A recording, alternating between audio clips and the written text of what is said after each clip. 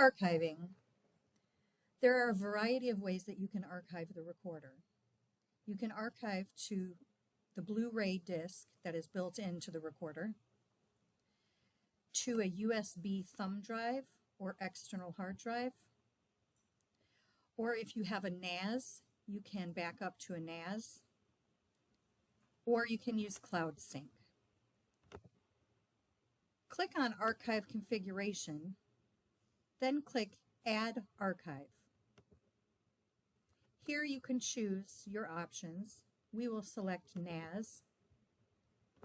Here you'll put in the address of the NAS, the share name, and the username and password. When you click Save, the archive will connect. Let's look at the USB archive. Before removing a USB device from the recorder, you must click Eject. Once you have clicked Eject, it will tell you that it is ready to be removed. Then and only then can you safely remove the USB device. To format the USB device, click on it to highlight, then click Format. It will ask you if you're sure you want to format the media on this drive.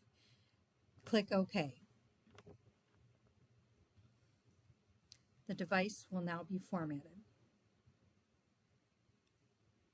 To find information about an archive drive, left click on it to select it and click Media Info. Here you'll see the start date and end date of the media on the device, the number of calls, how much space is used and how much space is available, whether it's protected, the facility and recorder name, and serial number.